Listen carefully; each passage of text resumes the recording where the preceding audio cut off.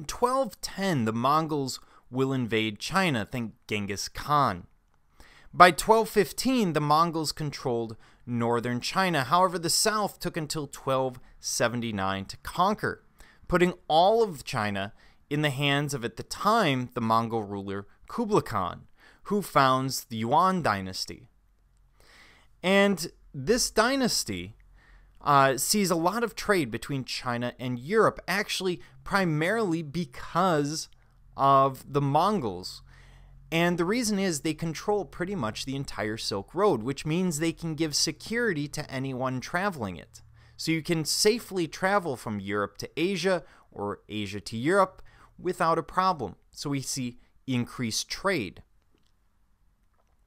At this time, China is richer and far more technologically advanced than anything we see in the West. And we're looking at porcelain. Now, in this case, porcelain is made from fine white clay, also known as kaolin.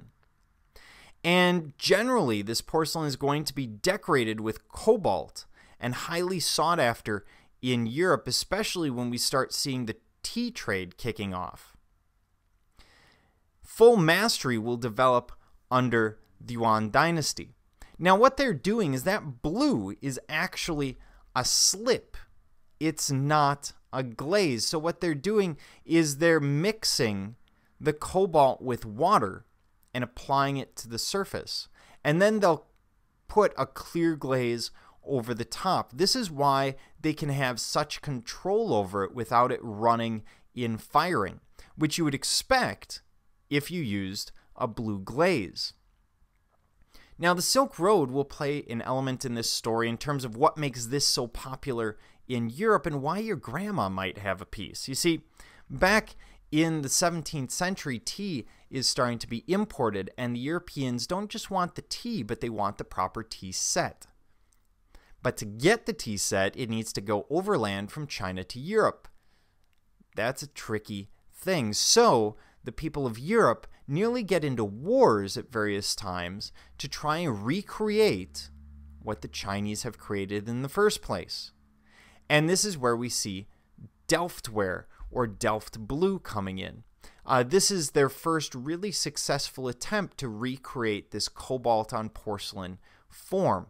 And it's not that it's particularly difficult to us today, but they're trying to figure out how the porcelain works. How do you fire it properly? How do you get it as thin as the Chinese can? Because the Chinese porcelain in some cases is so thin, it's actually translucent. So they're trying to get all of these ideas together to create something that would be competitive from an artistic perspective with the Chinese so that they can sell their tea sets instead of importing them. Now, the piece we're actually looking at, we've been leading up to this whole time, is the temple vase. This, along with a twin and incense burners, were donated to a Buddhist temple. Here, the Cobalt Underglaze is used in registers throughout the vase. And these floral registers frame registers of auspicious symbols. In other words, good luck symbols. So here we have our floral register at the top, as well as here at the bottom. And then we have these other registers. So here we have one with a phoenix, and here we have one with a dragon. The phoenix represents the empress, the female form, and the only form that can defeat apocalypse.